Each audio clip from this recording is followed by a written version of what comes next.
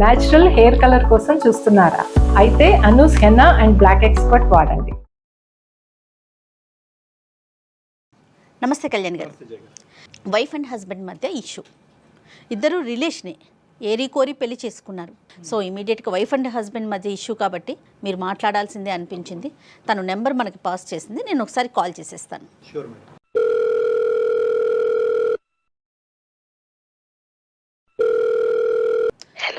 Hello Geethamma. అవునండి, ఎవరు? నేను జయానండి, అందమైన జీవితం ప్రోగ్రామ్ నుంచి కాల్ చేస్తా ఉన్నాను. నమస్తే అమ్మా. నమస్తే అండి. సో నాతో పాటు డాక్టర్ కళ్యాణ్ గారు ఉన్నారు, మీరు మాట్లాడటానికి వీలుగా ఉన్నారా? ఓకే మ్యామ్, మాట్లాడతాను. ఒక్కసారి మాట్లాడండి, డాక్టర్ గారు ఉన్నారు, మీ సమస్య ఏంటో క్లియర్గా చెప్పండి అమ్మా. నమస్తే. నమస్తే గీత. నమస్తే డాక్టర్ గారు. చెప్పమ్మా. సార్, నాకు పెళ్ళై 1.5 years అవుతుంది. నేను మా మేనమామ కొడుకు మా బావ విజయ్ని పెళ్లి చేసుకున్నాను సార్. నేను బావ చిన్నగా ఉన్నప్పుడే మా మామయ్యకి అండ్ మా అమ్మ వాళ్ళకి ఒక ప్రాపర్టీ విషయంలో చాలా గొడవలే అయ్యాయి సార్. సార్, అంటే అది అమ్మ వాళ్ళు మామయ్యను అండ్ మామయ్య వాళ్ళ అమ్మను చాలా మాటలు అనుకున్నారు. ఈ ప్రాపర్టీ విషయంలో పెద్ద మనుషులు కూడా మాట్లాడారు, కానీ అది మాత్రం తేలలేదు అప్పుడు. అండ్ వీళ్ళ ప్రాపర్టీ విషయం కోసం పోలీసులు, స్టేషన్లు, కాంప్రమైజ్లు అని చాలానే జరిగాయి సార్ ఈ మధ్యలో. అప్పటి నుండి ఇంకా గొడవలు ఎక్కువ అవడం, కోర్టుల వరకు వెళ్ళడం, ఇలా అంతా జరిగింది సార్. ఆఖరికి ఆ ప్రాపర్టీ కూడా మా అమ్మ వాళ్ళకే వచ్చింది. ఆ ప్రాపర్టీ కూడా మా అమ్మ నాన్నలు మా బావకి కట్నం కింద రాసి ఇచ్చేశారు మా పెళ్ళయిన తర్వాత. 15 సంవత్సరాల నుండి అమ్మ వాళ్ళకి మావయ్య వాళ్ళకి మధ్యలో మాటలు అవి ఏమీ లేవు సార్. పెళ్లి చేసుకున్న తర్వాత నుండి 1.5 year నుండి చూస్తున్నా, బట్ కలవట్లేదు, మాట్లాడడం లేదు. ఏదో ఒక బొమ్మని చూసినట్టు, ఏదో ఒక వస్తువుని చూసినట్టు చూస్తున్నారు తప్ప అసలు పట్టించుకోవడం కూడా లేదు.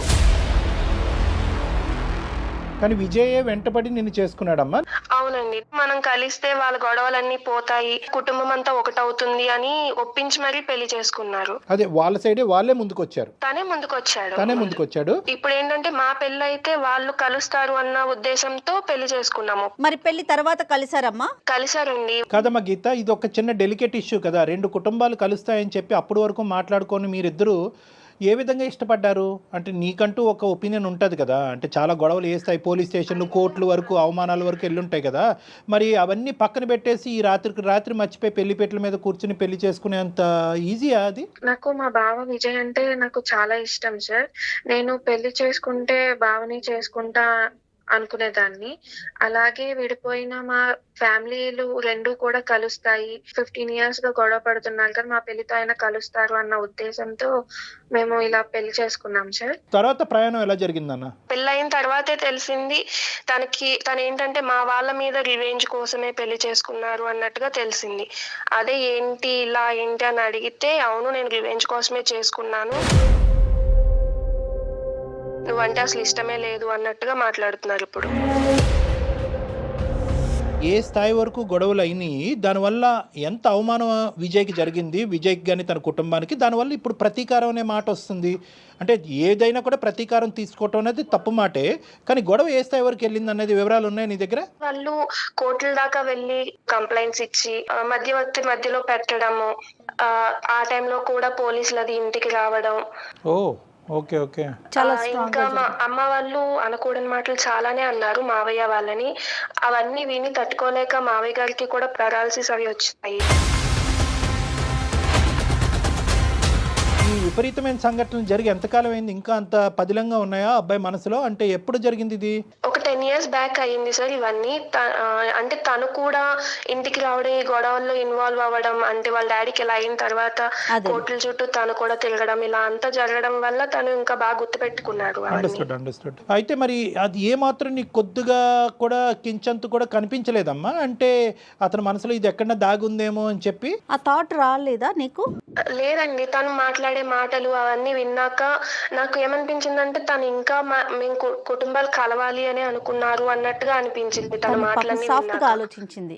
ముందు అంటే కొంచెం బానే ఉన్నాము, ఏంటంటే ఒక 1 month 2 months ఏంటంటే కొంచెం బానే మాట్లాడేవాళ్ళు. అంటే పెళ్ళయిన తర్వాత కొంచెం చుట్టాలు అది ఉంటారు కాబట్టి కొంచెం ఓకే. బానే మాట్లాడారు. బట్ ఏంటంటే తర్వాత ఆయన మొత్తం చేంజ్ అయిపోయారు. అసలు ఎందుకు ఇలా చేస్తున్నారు? అసలు ఏమైంది? అసలు ఏం చెప్పకుండా కొంచెం మారుకుంటూ వచ్చారు. గట్టిగా అడిగేసరికి ఇప్పుడు చెప్తున్నారు ఏంటంటే, "నేను మీ అమ్మ వాళ్ళ మీద రివెంజ్ కోసమే నిన్ను పెళ్లి చేసుకున్నాను తప్ప, నాకసలు నువ్వంటే ఇష్టమే లేదు" అని చెప్పి. మీ ఇద్దరి మధ్యన ఎలా ఉందమ్మా రిలేషన్షిప్ ఎలా ఉంది? అంటే ఫిజికల్ భార్యాభర్తల సంబంధం అది ఉందా, అది లేదా? లేదండి. అసలు నన్ను ముట్టుకోవడం లేదు ఆయన. కనిపిస్తే చాలు పక్కకి వెళ్ళిపోతున్నారు. పెళ్ళైనప్పటి నుంచి ఇప్పటి వరకు అసలు మీ ఇద్దరి మధ్యన ఆ ఫిజికల్ ఆస్పెక్ట్ లేదా? లేదండి అస్సలు. దగ్గరికి వెళ్ళినా కూడా నన్ను ముట్టుకోకు, నా దగ్గర నుండి వెళ్ళిపో అని అసహించుకుంటున్నాడు. నాతో కనీసం ఇప్పుడైతే మాట్లాడినా కూడా మాట్లాడడం లేదు సార్. పగ తీర్చుకోవటానికి ఇదంతా ఆడుతున్నటువంటి ఇది అన్నది నీకు ఎప్పుడు అర్థమైంది? నువ్వు బాగా టెన్షన్లో ఉన్నావు.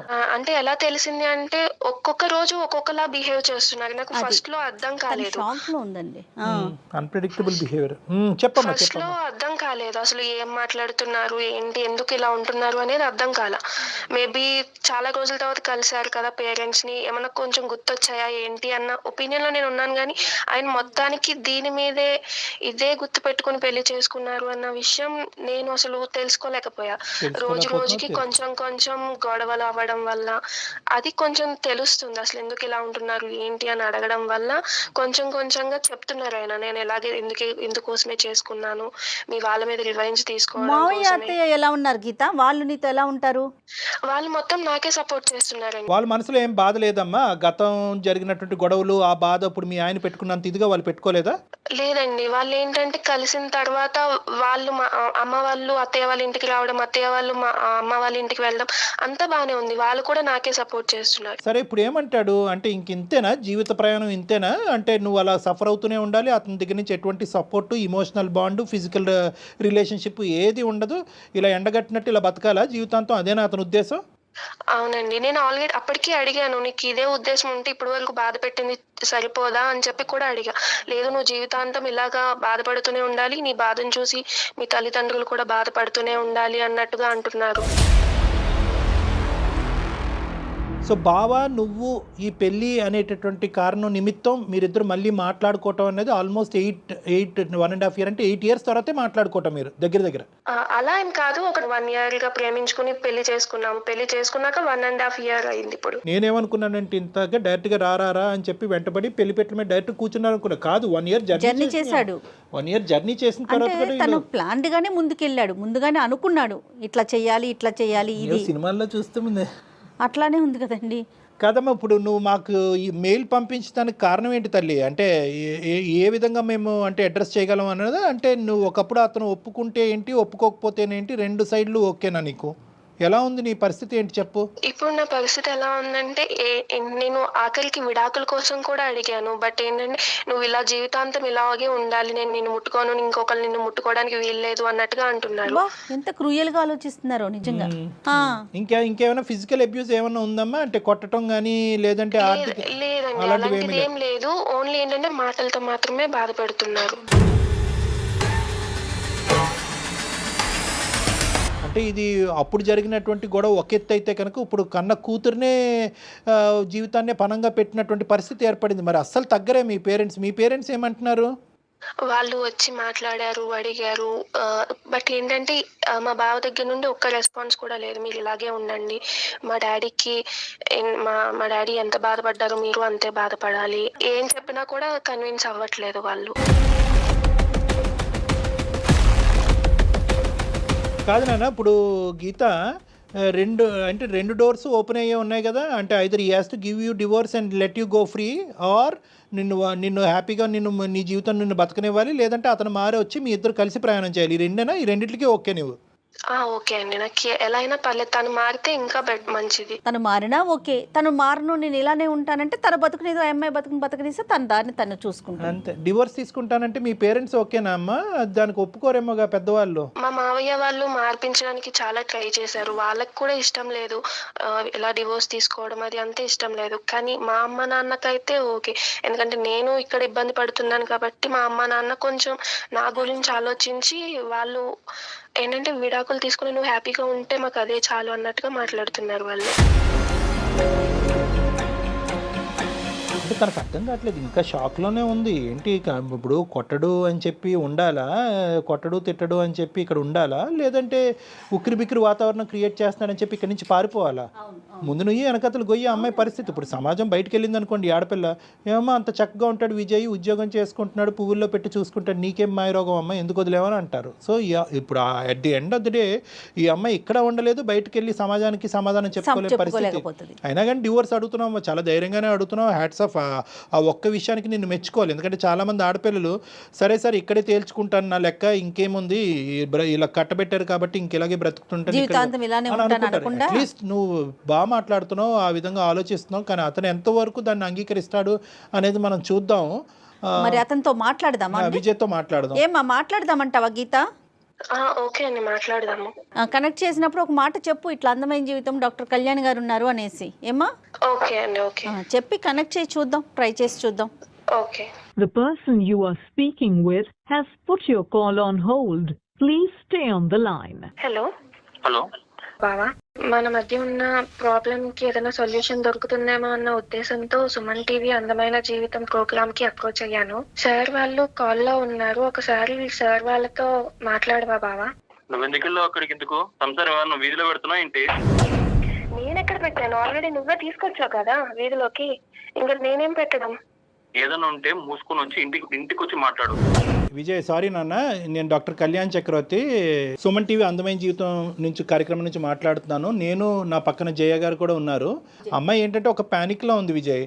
అంటే ఏంటంటే ఇప్పుడు ఎంతో ఇష్టపూర్వకంగా పెళ్లి చేసుకుంది, అన్ని గొడవలైనా కూడా కుటుంబం మధ్యన ఆ స్థాయి పోలీస్ స్టేషన్ గడపలు తొక్కినటువంటి స్థాయి గొడవలైనా కూడా మీరిద్దరూ ప్రేమించుకుని 1 year ప్రయాణం చేసిన తర్వాత ఇప్పుడు పెళ్ళైనటువంటి 1.5 year జర్నీలో మధ్యలో మీరు ఏంటంటే కనుక నాకు పూర్తి స్థాయిలో నువ్వు అంటే పూర్తి ఏంటండి 100% నాకు ఇష్టం లేనటువంటి పెళ్లి, కష్టమైన పెళ్లి, కేవలం రెవెంజ్ గురించే చేసుకున్నాను అనే మాట అన్నారంట. అది ఆ అమ్మాయి ఇంకా జీర్ణించుకోలేకపోతుంది. ఆ అమ్మాయికి పదాలు కూడా రావట్లేదు, తన బాధను మాకు ఎక్స్ప్రెస్ చేయడం కూడా తనకు అర్థం కావట్లేదు.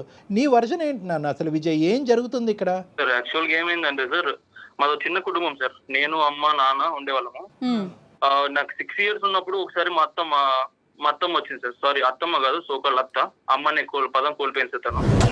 తను వచ్చి ఒక రోజు మా నాన్న పేరు ఉన్న ల్యాండ్ మొత్తం కావాలని అన్నరాని మాట్లాడి సార్. తను నా నోట్తో చెప్పలేను సార్, అలాంటి బూతులు మాట్లాడింది సార్. ల్యాండ్ కావాలని మా నాన్న పేరు మీద ఉన్నా కూడా తనకే కావాలని చాలా ఇబ్బంది పెట్టింది సార్. అన్నరాని మాట్లాడి అనింది సార్. అనిన తర్వాత మా నాన్న అంటే మా తాత వాళ్ళ పెద్ద మనుషులు అందరూ కూర్చోబెట్టి తనతో చెప్పారు సార్, ఇది మంచి పద్ధతి కాదు అండి, అన్నా చెల్లెలు బంధము, సో మీరు ఇలా చేయడం తప్పు అంటుంది. పెద్ద మనుషులు కూర్చోబెట్టిన పంచాయతీలు చేశాం సార్ మేడం. గ్రామంలో మొత్తం వాళ్ళంతా పెద్ద మనుషులతో చేయించాం. ఓకే అన్ని ప్రయత్నం చేశారు. ఇక కాంప్రమైజ్ అవ్వట్లేదు మేడం. ఎలా అయినా తనకి ఆ ల్యాండ్ కావాలని అలా కూర్చొనే ఉంది సార్. అదేలే విజయ్. ప్రతి రోజు మేడం మా అమ్మ, నమ్మరో మీరు, ప్రతి రోజు ఏడ్చింది మేడం. అవి బాధ తట్టుకోలేక నాన్నకు పెరాలసిస్ వచ్చింది, బెడ్ మీద పడిపోయాడు. తనకి బాత్రూమ్కి వెళ్ళాలన్నా, ఇక్కడ ఏ చిన్న వెళ్ళాలన్నా ఒక పర్సన్ కావాలి. అబ్బా, దీన్ని తట్టుకోలేక మేడం రోజు రోజుకి తనకు వేరే డిసీజ్ వచ్చి చీమలు కుట్టే మేడం. చీమల తన బెడ్ మీద వెళ్ళేవాడు. అర్థం చేసుకోండి ఎలాంటి సిచ్యువేషన్ లో ఉన్నాడు మా నాన్న ఆ టైంలో. అదేలే విజయ్. ఓకే, ఆ సిచ్యువేషన్ నాకు తెలుసు మేడం. ప్రతిదీ నేను ఫేస్ చేశాను. నాకు ఆ తర్వాత పోలీస్ స్టేషన్ లోకి వెళ్ళాం మేడం. పోలీస్ స్టేషన్ చుట్టూ తిరిగాం, కోర్టు చుట్టూ తిరిగాం. వాళ్ళకి వచ్చింది మేడం, కేసు గెలిచారు వాళ్ళు. తర్వాత అదే ల్యాండ్ కట్నం మీద నా పేరు మీద రాశారు మా అత్తయ్య. సో మీది మీకు వచ్చేసింది, అంటే దేని వల్ల అయితే ఇబ్బంది పడ్డారో అది మీకు వచ్చింది, అంతే కదండి. ఫైనల్ గా కోర్టుకు వెళ్ళినా జరగనటువంటి కార్యక్రమం పెళ్లి జరిపించింది. సర్లేండి. ఈ బాధ ఎవరు పెట్టుకుంటారు మేడం? ఈ బాధ నేను నాకు తెలుసు మేడం. మీకు ప్రతి రోజు ప్రతి సెకండ్ నాకు ఇలా గుచ్చుతున్నట్లు ఉంటుంది మేడం. మీ బాధను అసలు ఎవ్వరం తగ్గించలేమండి. అది నిజంగా ఫేస్ చేసిన వాళ్ళకే తెలుస్తుంది. కానీ అసలు గీతకేం సంబంధం ఇందులో? మీరు అది మీ చెప్పండి. దగ్గర సంబంధం అన్నప్పుడు మేడం, ఇప్పుడు మా అత్త మా నాన్నకి అలా అన్నప్పుడు అక్కడ ఎవరు మేడం సఫర్ అయింది? నేనే కదా మేడం. అయితే మా అత్తకి నేను శాడిజం చూపిస్తా, అక్కడ సఫర్ అవ్వాల్సింది తనే కావాలి. ఇప్పుడు నేను ఇలా సంసారం చేయకోకుండా తనతో ఇలా ఉండడం వల్ల మా అత్తకి ఎంత మెంటల్ గా ఉంటుంది చెప్పండి, టచ్ చేయకోకుంటే. నువ్వు పగ తీర్చుకోవాలనుకుంటే తీర్చుకోలే, కానీ ఈ ఐడియా ఎప్పటి నుంచి వచ్చింది నీకు? అంటే ప్రేమించినప్పటి నుంచే ఉందా, లేదంటే ప్రేమించటం కూడా నాటకమేనా, పెళ్ళి ఒకటే నాటకమా? తనపై నాకు ఎలాంటి ఫీలింగ్స్ లేవు, ఎలాంటి ఒపీనియన్, బ్యాడ్ ఒపీనియన్ కూడా లేదు సార్. సో ప్రేమ కూడా దొంగ ప్రేమే. దొంగ ప్రేమ ఏం కాదు సార్. మరి ఆ లెక్కన ఈ లెక్కన ఈ రెండిట్లో ఏదో ఒకటే తేలాలి. నీ ప్రేమ దొంగదా, లేదంటే పెళ్ళి ఒకటే దొంగ? నువ్వు వాస్తవానికి ప్రేమించినప్పుడు నీకు ఈ పగ తీర్చుకోవాలనేటువంటి ఆలోచన అప్పుడు రాలేదు. పెళ్లి చేసుకున్న తర్వాత బహుశా నువ్వు ఏం చూసావో ఏం విన్నావో నాకు తెలియదు, కానీ పగ అనేటటువంటి ఆలోచన అప్పుడు వచ్చిందా? ప్రేమించుతున్నప్పుడే మీరిద్దరు కలిసి ప్రయాణం చేస్తున్నప్పుడే అప్పుడే వచ్చిందా? నేను చిన్నప్పుడే అనుకున్నా సార్, ఎలా అయినా మా అత్త మీద ప్రతీకారం తీర్చుకోవాలనుకున్నా. సో ప్రేమ దొంగే, పెళ్లి దొంగే. 1.5 years బట్టి మోసం చేస్తున్నావు, ఎండగడుతున్నావు అనుకున్నా, కానీ ఇది 1.5 years + 1 year అనమాట. అంటే 2.5 years బట్టి ఆ అమ్మాయికి చుక్కలు చూపెడుతున్నావు నువ్వు, అంతే కదా విజయ్? ఏం సాధిద్దామని విజయ్? మా అత్త ఏం చేసిందంటే సార్, మొత్తం ఊర్లో అందరూ పంచాయతీ చేసి మొత్తం మా నాన్న క్యారెక్టర్ బ్యాడ్ చేసింది సార్. తను ఇలా అంట మా నాన్నకి ఇలా అయిన తర్వాత మా అమ్మ పైన ఎంత బ్యాడ్ ఒపీనియన్ చేసిందంటే మొత్తం ఊర్లో వాళ్ళంతా ఏంటి మీ అమ్మ ఇలా, మీ నాన్న ఇలా అని ప్రతి ఒక్కరు అలా అడుగుతుంటే ఎలా ఉంటుంది సార్ నాకు?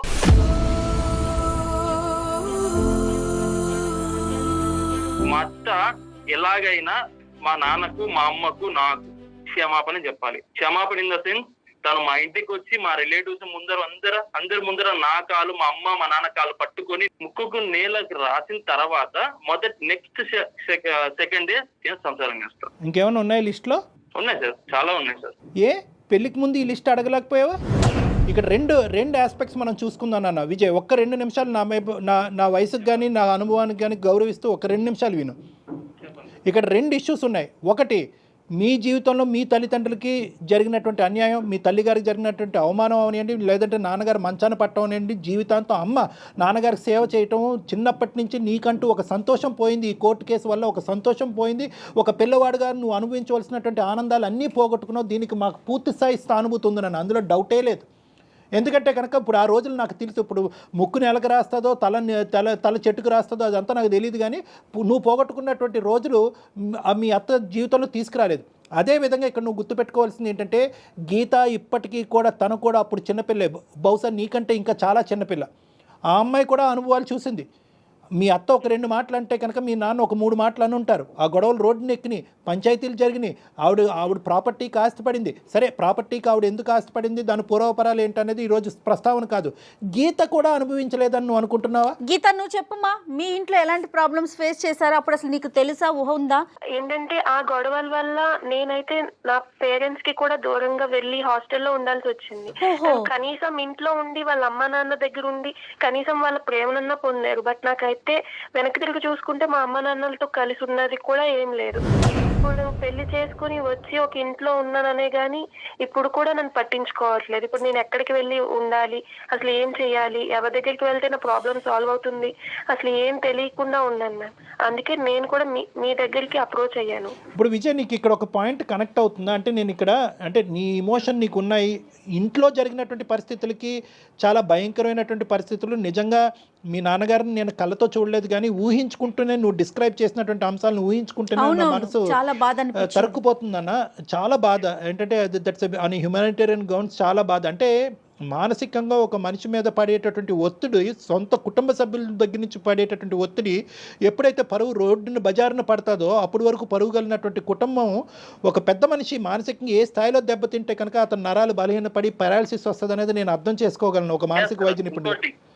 ఇంకోటి ఎలా అంటే సార్, నేను పడిన శోభ కంటే తను ఇప్పుడు ఇంకా 1% సార్ ఇంకా ఉండే, తను 1%. అది ఎలా డిస్క్రైబ్ చేస్తావమ్మా విజయ్? సార్ నేను ఫేస్ చేస్తాను సార్, నాకు తెలుసు సార్. ఇప్పుడు మీరు అదే నా సిచ్యువేషన్ లో వేరే ఉంటే ఇలా కాంప్రమైజ్ అయ్యేవారు. ఎవరున్నా కూడా బాధే. ఓకే, కానీ ఆ బాధ తర్వాత ఆ బాధ వల్ల ఏర్పడేటటువంటి ప్రతీకార ధోరణిలోనే నీ వ్యక్తిత్వం నా వ్యక్తిత్వం అనేది డిఫరెంట్ ఉంది నాన్న. బాధ అందరిది ఒకటేనన్న. ఈరోజు నువ్వు ఇది తూకం వేయద్దు. ఆ అమ్మాయి ఎంత బాధపడింది, ఈరోజు ఆ అమ్మాయి బహుశా ఈ ఇంట్లో ఉంటే కనుక ఆ అమ్మాయి నిన్ను వచ్చి ప్రేమించి ఆ అమ్మాయి పగ తీర్చుకోవచ్చు కదా. కానీ ఆ అమ్మాయి ప్రేమకు దూరం అయింది. తల్లిదండ్రులు ముందుగా ఆలోచించి ఈ గొడవలన్నింటి మధ్యన ఆడపిల్ల ఉండకూడదు అనేటటువంటి ఉద్దేశంతో హాస్టల్లో పెట్టారు. తన ప్రేమను మిస్ అయింది కదా. బహుశా ఏంటంటే ఆ అమ్మాయి ఇంట్లో ఉండుంటే కనుక నీకంటే వాళ్ళ తల్లిదండ్రులు పడినటువంటి బాధను నీకంటే ఎక్కువ వివరంగా చెప్పేది. ఇందాక నుంచి నాకు అర్థం కావట్లేదు. బాధపడ్డాను, కొట్లాట జరిగింది కానీ నాకు ఆ వివరాలు తెలియదు అనేది ఇప్పుడు నాకు క్లియర్ వచ్చింది. ఈ అమ్మాయిని తీసుకెళ్లి హాస్టల్లో పెట్టారు. నీ ఆలోచన శైలి తప్పు అనో లేదంటే నీ బాధ తప్పు అని అనట్లేదు. కానీ నువ్వు వెళ్ళేటటువంటి యాక్షన్ ప్లాన్ ఏదైతే ఉందో అది మానవతా దృక్పథం నుంచి చాలా దూరంగా వెళ్ళిపోతుంది. చాలా దూరంగా కాదమ్మా, నువ్వు ఫేస్ చేసిన ఆ బాధ, ఆ పెయిన్ ని ఎదుటోళ్ళు కూడా ఫేస్ చేయాలని కోరుకోవటం ఎంతవరకు కరెక్ట్ చెప్పు? లేదు మేడం, నా పర్స్పెక్టివ్ లో అది కరెక్టే మేడం. అసలు ఎలా కాదు విజయ్, ఎలా కరెక్ట్ విజయ్ ఇది నేను జీర్ణించుకోలేకపోతున్నాను. ఎలా కరెక్ట్ విజయ్? ఈ రోజు గీత తల్లిదండ్రులు కడుపును పుట్టడం అనేది పాపమా? తను చేసిన పాపమా?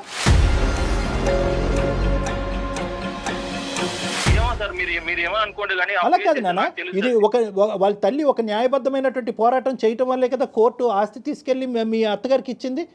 అయితే కనుక ఆ అత్తగారు ఈ ఆస్తి నాదే అని చెప్పి చంకన పెట్టుకోలే కదా. మీరిద్దరు ప్రేమించుకున్నారు కాబట్టి మీ చావు మీరు చావండి అని అనలే కదా. అదే కట్నంగా నీకు ఇచ్చిందిగా. సార్ ఇప్పుడు ఇచ్చింది సార్. కాదు సార్, ఇప్పుడు అదంతా ఆ ప్రాబ్లమ్స్ అన్ని ఫేస్ చేసిన తర్వాత కూతుర్ని ఇచ్చేసి ఆ ప్రాబ్లమ్స్ మర్చిపోతే ఎలా మర్చిపోతాం సార్?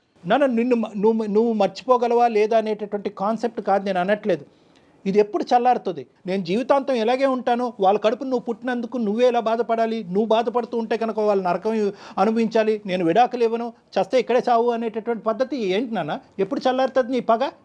అసలు నీ పగ అనేటటువంటి దానికి మీనింగ్ ఉందా? మా నాన్న బైక్ ఎక్కి నేను ఇది ప్రపంచం చూసాను సార్. అదే మా నాన్నని బెడ్ మీద చేసిన తర్వాత నాకు జీవితం ఏదో నేర్పించింది. ప్రతిసారి నేను ఒక మ్యారేజ్ అనేటటువంటి కాన్సెప్ట్ గురించి మాట్లాడుతుంటే గీత ఇందులో ఎలా ఇన్వాల్వ్డ్, గీత పరిస్థితి ఏంటి, గీత ఫ్యూచర్ ఏంటి, నీ పగ ఎప్పుడు చల్లారుతుంది అంటే కనుక నువ్వు మీ తండ్రి గారి దగ్గర తీసుకెళ్తున్నావు. నేనేం మాట్లాడలేను. మీ నాన్నగారి యొక్క పరిస్థితిని ఈరోజు తీసుకొస్తే నేనేం మాట్లాడలేను. ఆ గొడవలు అలా అయినాయి, ఆ మానసిక ఒత్తిడి అతనికి గురయ్యారు, దానికి సానుభూతి చూపెట్టడం తప్ప మీ నాన్నగారి యొక్క పరిస్థితిని నేను మార్చలేను, భగవంతుడు మార్చలేడు, ఎవరు చేయలేరు ఇది. కానీ దానికి ఇలా చిక్కుముడిగా ఒకదానికొకటి కలుపుకుంటూ పోతూ గీత మీద పగ తీర్చుకుంటూ మీ అత్త మీద పగ తీర్చుకుంటూ ఎప్పటికి ఎండ్ అవుతుంది? ఈ ఎండ్ పాయింట్ ఏంటి? నీ కడుపు ఎప్పుడు చల్లారుతుంది? దీనివల్ల ఇంకో కాన్సెప్ట్ కూడా నేను చెప్తున్నాను. నీ టోన్లో కూడా ఎక్కడ నాకు హ్యాపీనెస్ కనిపించట్లేదు నాన్న. నువ్వు పగ తీర్చుకుంటున్నాను అని కాల్ ఎగరేస్తున్నావు కానీ ఎక్కడ నీ టోన్లో కూడా హ్యాపీనెస్ లేదు. నువ్వు సఫర్ అవుతున్నావు. నీ జీవితం ఇటువంటి పెళ్లి జరగాలి, ఒక ప్రేమ లేనటువంటి పెళ్లి చేసుకుంటూ ఆ ప్రేమలో పగే కాన్సెప్ట్గా ముందుకెళ్ళిపోవాలనేది నువ్వు ఎప్పుడన్నా వర్ణించుకున్నావా? ఎప్పుడన్నా అనుకున్నావా? సార్ నా లైఫ్ అయినా పర్లేదు సార్, నాకు లైఫ్ అయినా పర్లేదు. తను మాత్రం అలా అవ్వాల్సిందే సార్. నాకు 100% పెడితే తను 200% మా అత్త సఫర్ అవ్వాలి. అయ్యేంత వరకు నా లైఫ్ ఏమైనా పర్లేదు సార్. నాకు మా అమ్మని సఫర్ అయ్యేలాగా చెయ్యి, నేనేం కాదన్ను. బట్ మధ్యలో నన్ను ఎందుకు లాగుతున్నావు? అసలు నాకు అసలు తెలియని విషయాల్లోకి నన్ను లాగి నన్ను ఇన్వాల్వ్ చేసి చెప్పు అసలు నన్నెందుకు లాగుతున్నావు మధ్యలోకి? నేనేం చేశానని చెప్పు. నీ పాత్ర కూడా ఉంటది దీంట్లో. నిన్ను ఊరికే పంపించదు, ఏదో చేసే ఉంటది. ఊరికే నేను పంపించింది అనుకుంటున్నావా? నాన్న టార్చర్ చేసేటటువంటిది అయితే కనుక 1.5 సంవత్సరాల పాటు ఎండగట్టి జీవితాన్ని రోడ్డుకి ఇడిసినప్పుడు తన కొన్న కూతుర్ని, ఒకే ఒక కూతురు జీవితాన్ని ఇలా చేసినప్పుడు ఈ పాటికి ఇప్పుడు వరకు చేతులకి ఇలా కట్టుకుని కూర్చుంటది అనుకున్నావా? ఒకదానికి నువ్వే క్రియేట్ చేసుకుంటున్నావు, అల్లుకుంటున్నావు. ఈ అమ్మాయి పాత్ర ఉందంటావేందయ్యా బాబు? అసలు నీకేమైనా కాన్సెప్ట్ ఉందా? నీకేమైనా అర్థం అవుతుంది? ఈ అమ్మాయి పాత్ర ఏంటి? పుట్టెరిగి ఈ అమ్మాయి హాస్టల్లో కూర్చుంది, ఇప్పుడు ఈ అమ్మాయి పగ తీర్చుకుంటుందని అనుకుంటున్నావా? ఏమన్నా డైలీ మాట్లాడతాడు సార్. డైలీ వాళ్ళ అమ్మ ఫోన్ చేస్తుంది, ఫోన్ చేసి ఏదో చెప్తుంటది. ఎక్కడ సావాలి కూతురు? ఎక్కడ సావాలి? తన కడుపు ఇప్పి మాట్లాడుకుని తన కష్టాన్ని చెప్పుకోవటం కూడా పాపమేనా? వాళ్ళ అమ్మ క్యారెక్టర్ మామూలు కాదు సార్. ఎలా అయినా మమ్మల్ని ఇబ్బంది పెట్టడానికే చూస్తారు వాళ్ళు. సో వాళ్ళు తను అలా చేసే ఉంటది సార్, పక్క చేసే ఉంటది, చేస్తుంది కూడా. కానీ ఇప్పుడు ఇబ్బంది పెట్టేది మిమ్మల్ని కాదు కదా, మీరే నన్ను ఇబ్బంది పెడుతున్నారు కదా. అదే మా అమ్మ ఏదో చేసేది అయితే కనుక నేను కదా నిన్ను బాధపెట్టాలి. అంతే కదా, కరెక్ట్. కాదమ్మా, పెళ్లి చేసుకుని మనం ఇద్దరు పెళ్లి చేసుకున్నాం కదా, ప్రాబ్లమ్స్ కూడా షేర్ చేసుకో. అసలు కనీసం నన్ను చూస్తున్నావా, పట్టించుకుంటున్నావా? దగ్గరికి వస్తే వెళ్ళిపోతున్నావు పక్కకి. నాకు అవసరం లేదు. ఇప్పుడు నీకు రిలేషన్షిప్ అంటే టచింగ్ ఉండాల్సిందే ఏంది? నేను టచింగ్ అన్నట్లా ఈ కనీసం మంచి మాటలు మాట్లాడాలి కాదు కదా, విజయ్. కనీసం రెస్పాండ్ అవ్వాలి ఇది కదా. నేను ఏం నాగరికంలో చెప్తున్నాను? మాట్లాడే మాటలు కాదు విజయ్. టచ్ కావాలి అనేటటువంటి కోరుకోవటం తప్ప ఒక ఆడపిల్ల భర్త దగ్గర నుంచి తప్ప విజయ్? నీ డెఫినేషన్ ఏంటి? రిలేషన్షిప్ ఒక భాగం అంతే సార్, కానీ అదే కావాలనేది తప్పు ఏ, కదా సార్. అదే కావాలని ఎక్కడుంది? మరీ మాట్లాడకు విజయ్. అర్థం పద్ధం లేకుండా ఆ అమ్మాయి పరువు తీసే ప్రయత్నం చేయొద్దు. నేను ఫేస్ చేస్తున్న ప్రాబ్లం తను షేర్ చేసుకోవాలా లేదా? విజయ్, అది ప్రాబ్లం అని నువ్వు అనుకుంటున్నావు, తను అనుకోవట్లేదు. తను ఎందుకు ఇన్వాల్వ్ చేస్తున్నావు అంటోంది. ఇలా ఫేస్ అవుతున్నా కదా, వాళ్ళ అమ్మకి పోయి చెప్పచ్చు కదా, తను ఇలా అయింది మేడం, ఇలా అయిందమ్మా, ఇలా అయింది. విజయ్ ఏమంటున్నాడంటే వెళ్ళి తను కాలు పట్టుకొని వాళ్ళ అమ్మ నాకు చెప్పమను, అయిపోయా వెళ్ళను కూడా. మనం ఇప్పుడు కంక్లూజన్కి వస్తున్నాం. ఒకే పాయింట్ విజయ్, నీ కండిషన్ ఏంటి? నీలో ఒకటైతే నాకు బాగా అర్థమైంది, ఇప్పటికీ కూడా ఈ అమ్మాయి అంటే కొద్దిపాటి ప్రేమ ఉంది నీకు. ప్రేమ లేదు అని నేను అనుకోవట్లే. లేదంటే కనుక ఇంత 2.5 years పాటు నువ్వు కపట నాటకం ఆడే అంత కెపాసిటీ నీకు లేదు, కానీ ఎంతో కొంత ప్రేమ ఉంది. కానీ ఇప్పుడు ఏంటంటే కనుక ఇప్పుడు ఈ పెళ్ళికి వాళ్ళ అమ్మాయి యొక్క అమ్మ ముందుకొచ్చి చెప్పేటటువంటి క్షమాపణకి ముడిపెట్టావు, అంతే కదా? అంతే సార్. ఇప్పుడు నీ కండిషన్స్ ఏంటి? మీరిద్దరూ హ్యాపీగా ఉండాలంటే నీ కండిషన్స్ ఏంటో ఒకటిసారి నాకు చెప్పు. ఇప్పుడు మా అత్త మా మామ ఇద్దరు వచ్చి మా బంధువులు మా రిలేటివ్స్ అందరి ముందర మా ఇంటి దగ్గరకు వచ్చి నా కాళ్ళు, మా అమ్మ కాళ్ళు, మా నాన్న కాళ్ళు పట్టుకొని క్షమాపణ చెప్పి ముక్కు నేలకు రాసిన మొదటి నెక్స్ట్ క్షణమే నేను తనతో కాపురం చేస్తా. ఇది నా కంక్లూజన్ సార్. ఇది చేసిన తర్వాత నేను తనతో హ్యాపీగా ఉంటా, గీతతో. నువ్వు హ్యాపీగానే ఉంటావు, గీత హ్యాపీగా ఉంటుందా నీతో? వాళ్ళ తల్లిదండ్రుల చేత ఇవన్నీ చేయించేది అంటే ఇండైరెక్ట్గా ఈ మంత్రం వేసినా ఆ మంత్రం వేసినా ఒకేలాగా ఉంది ఇక్కడ పద్ధతి. ఇప్పుడు ఏంటంటే ఇప్పుడు నువ్వు ముందుకు రావట్లేదు, రేపొద్దున గీత వాళ్ళ తల్లిదండ్రులు చేసి నానా చాకరీ చేపిస్తుంది. ఇప్పుడు ఆ అమ్మాయి ఏమంటుంది కాన్సెప్టు? ఆ అమ్మాయి ఇప్పుడు నీ కండిషన్ నువ్వు చెప్పా, ఆ అమ్మాయి కండిషన్ కూడా చెప్తాను విను. ఏమండి, మనిషి మారి పద్ధతిగా వస్తే కనుక నేను కంటిన్యూ అవుతా, లేదంటే తూర్పు తిరిగి దండం పెట్టమనండి, వాడు నాకు అక్కర్లేదు, నాకు డైవర్స్ ఇవ్వండి అని చెప్పింది. అంతేగాని ఆ అమ్మాయి వచ్చి కావాలంటే మా అమ్మ నాన్న వచ్చి అతను కాలమే పడతాడు, గుమ్మం మీదకి వచ్చి ముక్కు తలో నేలకు రాస్తారు, ఈ కాన్సెప్ట్లు ఏమో ఆ అమ్మాయి చెప్పలేదు. అర్థమైందా? సో ఇక్కడ వినండి ఒక్క నిమిషం వినండి. ఈ కథ కంచికెళ్ళింది అనేటటువంటి విధంగా రెండు కుటుంబాలు ముందుకు వచ్చినాయి. ఎవరైతే కనుక పగా కోపంతో రగిలిపోవాల్సినటువంటి మీ తల్లిదండ్రులే అటువైపు వాళ్ళని క్షమించి ముందుకు వచ్చారు. నువ్వు వాళ్ళ కడుపును పుట్టినటువంటి నువ్వు ఈ అమ్మాయిని ఒక 6 నెలల్లో సంవత్సరం పాటు ప్రేమించి నీ ఇష్టపూర్వకంగానే పెద్దల సమక్షంలో పెళ్లి చేసుకున్నావు. ఎన్ని కేసులు పెట్టుకున్నా నేను డైవర్స్ ఇవ్వను, ఏమని చేసుకుని నేనైతే నాతోనే కాపురం చేయాలి, నాతోనే బాధలు పడాల్సిందే తనంతే. గీత, ఇప్పుడు ఈ కాన్సెప్ట్ ఇప్పుడు కొత్త కాన్సెప్ట్ ఏం కాదు. 1కి 10 సార్లు నీతో చెప్పాడంట మీ అమ్మా నాన్న వచ్చి కాళ్ళు పట్టుకుని క్షమించాలి అనేటటువంటిది. ఇది మీ పేరెంట్స్ వరకు తీసుకెళ్లారా? ఒకప్పుడు అదే తీసుకెళ్ళి ఉంటే కనుక నీ ఉద్దేశం ఏంటి, మీ పేరెంట్స్ ఉద్దేశం ఏంటి? సార్ వాళ్ళనైతే నేను అడగలేను సార్. నేను ప్రేమించి తనని పెళ్లి చేసుకున్నా. ఇప్పుడు తనంటే నాకు ఇష్టము. ఇప్పుడు నేను వెళ్ళి చెప్పమంటే చెప్తారు, బట్ మరీ ఆయన చెప్పిన విధంగా అంటే కొంచెం నేను వాళ్ళకి చెప్పలేను సార్. క్షమాపణ అంటే నేను చెప్పించగలను. నాకు కూడా ఏంటంటేనమ్మా గీత, నాకు కూడా ఇది గుచ్చుకుంటుంది. అంటే నేను కూడా ఈ విధంగా మాట్లాడకూడదు, ఎందుకంటే ఒక టెక్నికల్గా ఒక సైంటిఫిక్ పద్ధతిలో మాట్లాడవలసినటువంటి డాక్టరు తప్పొప్పులు అప్పటి నుంచి జరిగినటువంటి గొడవలు ఏ స్థాయి వరకు వెళ్ళినాయి అనేటటువంటిది ఆలోచించకుండా కేవలం మీ తల్లిదండ్రులను వచ్చి క్షమాపణ చెప్పమన్నమ్మా పెళ్లి తూతూ కలిసిపోతారు అనేటటువంటి పద్ధతి కరెక్ట్ కాదేమో నాకు అనిపిస్తుంది.